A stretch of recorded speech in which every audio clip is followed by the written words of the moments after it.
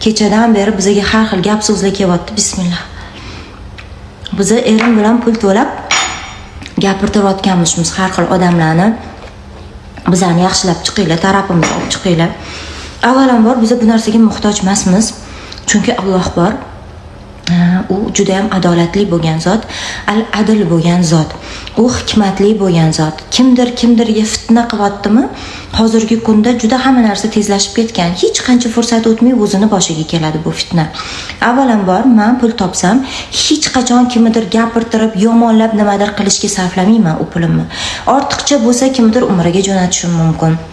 Kimgadir ehson qilishim mumkin, hajga yig'ishim mumkin yaxshi niyat bilan. Men unaqa narsalarga sarflamayman. Takje erim ham hayotda birovga pul berib gapirtiradigan inson emas. Naborot, erimga pul berib kimdir problemasini решать qilishi mumkin, no ular birovga bir so'm berib gapirtiradigan odam emas.